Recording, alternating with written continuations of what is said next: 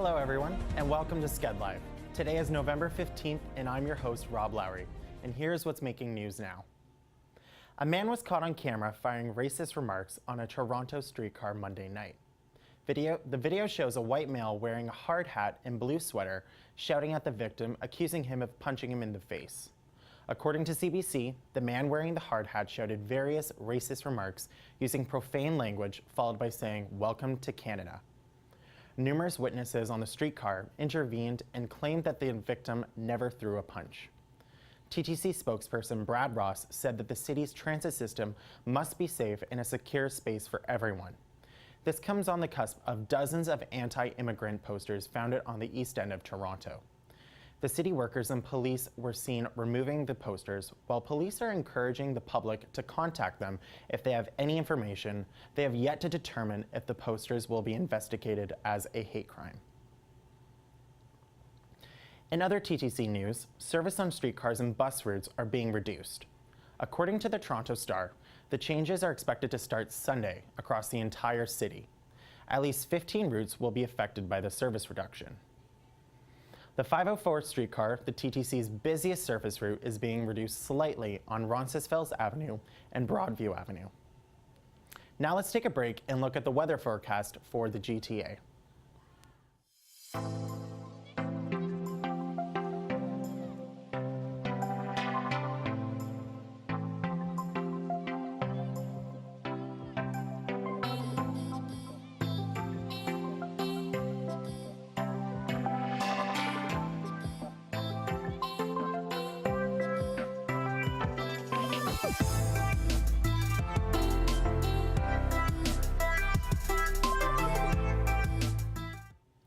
Prime Minister Justin Trudeau heads off to Cuba today, as he has a scheduled meeting with President Raul Castro.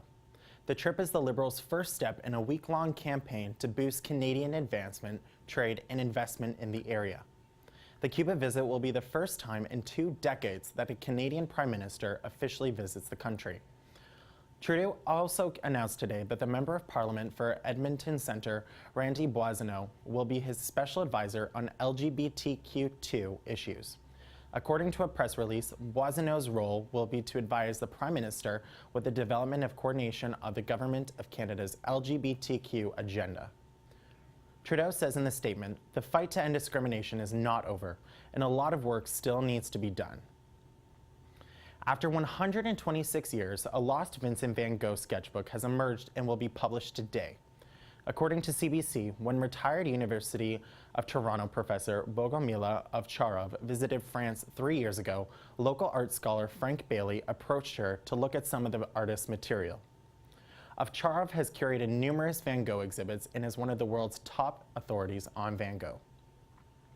The sketchbook contains drawings from some of the most significant periods in his life. The book Vincent van Gogh, The Lost Arles sketchbook contains 65 drawings in total. Now here's Alexa Dimitruk for your entertainment news. Thanks, Rob. Here's what's making entertainment news today.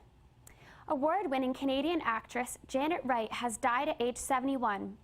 She was most known for her role in the sitcom Corner Gas, but also played a large role in Canadian theatre.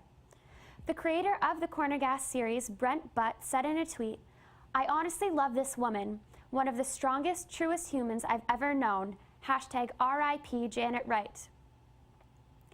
Get ready to say goodbye with a final farewell party for Honest Eds in the new year. The organizers for the event, Toronto for Everyone, say it will be the first, last, and only event at Honest Eds before the site is transformed in 2017. The event will be taking place on February 23rd to the 26th and will include a market, a dance party, and various programs. The organizers, TorontoForEveryone.com, are looking for suggestions from Torontonians. Actress Anna Kendrick released her new book, Scrappy Little Nobody, today. According to E!, Kendrick discusses fame, being awkward, and her sex life in the new book. She talks about co-stars, telling E!, "I mentioned Chris Pratt 3 times. I love him so much."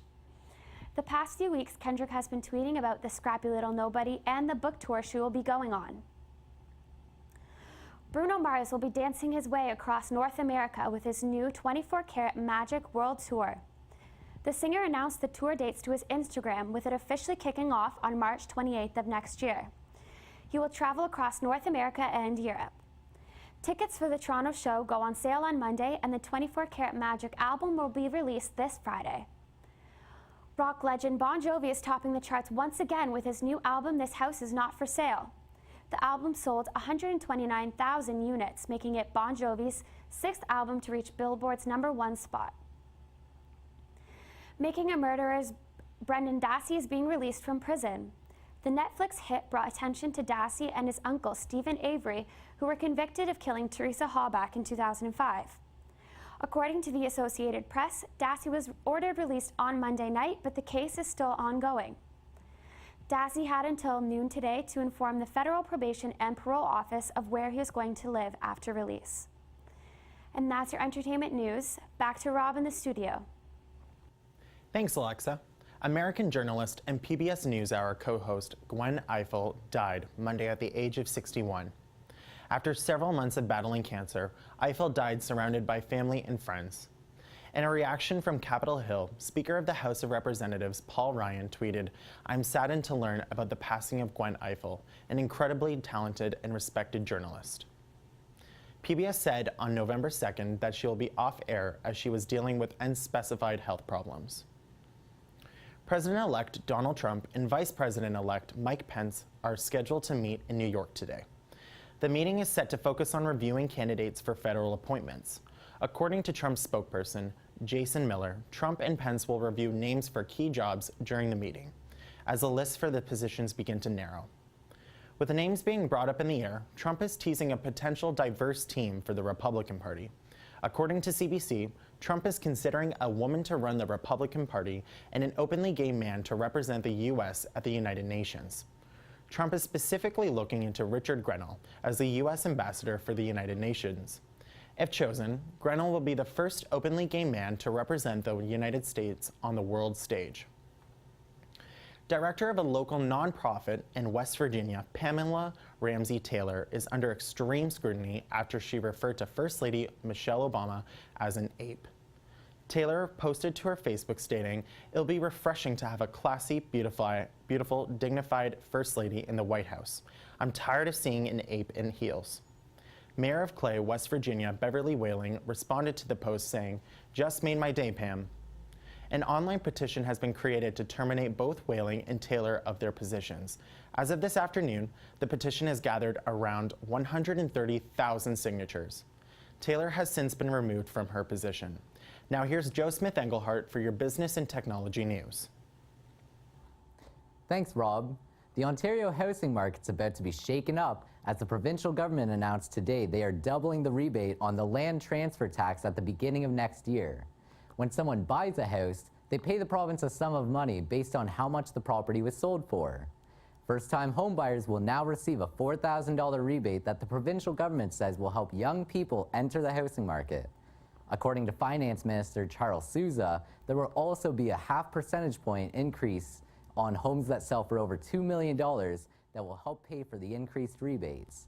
These tax changes come after the Canadian Real Estate Association released this morning that the average Canadian home sold for a little over $480,000, which is 5.9% higher than 1 year ago. In other Canadian business news, our health market looks like it will have a very green future. Canopy Growth Corp is Canada's first marijuana startup company to reach billion-dollar status in the stock market as of Friday. Canopy has had a 386% stock rise in the last year and saw its market reach $1.15 billion after a legalization push in 8 different states during the last week's U.S. election. Other publicly traded Canadian marijuana companies such as Aphria Incorporated and Metrum Health Corp are now valued above $3 billion collectively after a mass growth in their shares over the past few months. Only time will tell, but it looks like Canada's marijuana industry will be flying high for a foreseeable future. Security issues are always a concern online, and this week showed our data is up for grabs. 2 Ontario gamblers filed a lawsuit against Casino-Rama for allegedly breaching their privacy after they gave copies of their driver's licenses and credit card information to the casino. One of the alleged victims says he received an email from the CEO of Casino Rama saying the organization was the victim of a cyber attack that resulted in the theft of employee and patron information. The complainants have not said yet whether they actually have suffered any losses, but are seeking $50 million in damages, as well as an additional $10 million in punitive damages. Internationally, adult dating and hookup site Adult Friend Finder was hacked with more than 300 million users' information being exposed. The website's parent company, Friend Finder Networks, said in a statement to the Washington Post that they are investigating the situation, but have not confirmed or denied the hack. Facebook's WhatsApp announced they are adding fully encrypted video calling after privacy advocates raised concerns about government surveillance under a Trump presidency. The new video calling service provides users with another way to communicate safely and will be rolled out in 180 countries following an announcement at an event in India. With over 1 billion users, WhatsApp has been taking steps to secure people's privacy by adding end-to-end encryption earlier this year. This move effectively made it impossible for the company or government officials to access users' messages or calls. In other social media news, Google and Facebook have announced they are fighting the spread of fake news sites by targeting their most important resource, money. Google is working on a policy change to stop these sites from using their AdSense advertising network, which creates revenue based on how many times an article is looked at. Facebook has also updated their advertising policies to say that their ban on misleading content now applies to fake news. The two companies, along with Twitter, received backlash over their alleged role in the U.S. election by allowing false information to be shared about Republican candidate Donald Trump. Facebook chief executive Mark Zuckerberg has been at the center of this debate, insisting several times since the election that the site had no role in influencing the results. If you're a Twitter user who thinks hate speech is a growing issue on the site, you're not the only one. Many users are complaining that it is getting worse and will leave the site if something isn't done. Twitter announced today that they are offering users more options to respond to hateful or abusive messages by extending their mute button to prevent tweets from showing up that contain chosen words or phrases. The company is also allowing users to opt out of seeing conversations they are added to and now offer more categories for reporting offensive material. Twitter's Vice President for Public Policy and Communications said in a release that these steps won't remove abusive conduct from the platform altogether, but will improve the overall atmosphere of the site. That's your business and technology news for today. Now over to Danila with sports. Thanks, Joe. Here's what's making news in sports. It's a sensitive time for fans with both Jose Bautista and Edwin Encarnacion officially entering the open market. Both players officially rejected their qualifying offers from Toronto Blue Jays last night. Both could have taken a one-year deal worth $17.2 million, but decided to look for other offers. Encarnacion had 42 homers and 127 RBIs last season, while Bautista hit 22 homers and had 69 RBIs in an injury-plagued campaign. Fans will have to eagerly wait to see what the Blue Jays have up their sleeves for the next season. In what also could be bad news for Toronto sports fans, the Toronto Raptors face a tough 2 days as they tip off the champions from the last 2 NBA seasons. The Raptors head to Cleveland tonight to face the defending champions Cavaliers at 7 p.m. The team will then return home on Wednesday, where they will face the 2015 champion Golden State Warriors at 8 p.m. during Drake Night. The Raptors and their ambassador haven't yet announced what they have in store for 4th annual Drake Night, but expect it to be a hit. Fans can catch both games on TSN. Turning now to hockey news, the Hockey Hall of Fame 2016 induction ceremony honored 3 players and 1 familiar coach last night in Toronto. Emotions ran high as the late Vancouver Canucks and Toronto Maple Leafs coach Pat Quinn was remembered. His daughter Callie accepted his plaque on his behalf. After a long wait, great goalie Rogie Vachon had last got his invite. The invite came a little too late for him to share with his wife of 45 years who passed away earlier this year. Russian winger Sergei Makarov and center Eric Lindros left fans with heartfelt speeches. Lindros then brought his brother, a former NHL player, up on stage as he delivered his induction speech. The waiting continues as the NHL and Olympic Committee will meet today to discuss NHL players in the Olympics. The NHL continues to look to the Olympics to take over the responsibility of costs of players' participation. The meeting will set the tone in the NHL participation in 2018 Winter Games in South Korea. CBC has released an analysis surrounding the possibility of countries hacking the Paralympic system. Deidre Dion from CBC Sports explains how athletes are categorized and qualify into the Paralympic sports. Dion touches on Ukraine's champion Denis Dubrov, who joined the Paralympics in 2014 after being a former able-bodied national team swimmer. The analysis goes on to question the Ukraine and the possibility of manipulation of the system to win more medals. Gian also asked the question, is Canada ready to implement aggressive talent ID to match the tactics of other countries? That's all for sports news for today. Now back to Rob for more news. Thanks, Danila. In international news, German police launched raids this morning throughout 190 mosques, apartments, and offices linked to the True Religion, an Islamist group in Germany. The raids took place in 60 cities. Nobody was detained, but the government took documents, hard drives, and weapons. The German government banned the Islamist group and accused it of radicalizing youth in the join to fight for Iraq and Syria.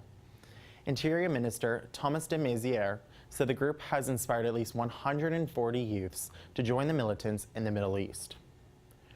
Germany has launched hundreds of raids recently due to the terror threats.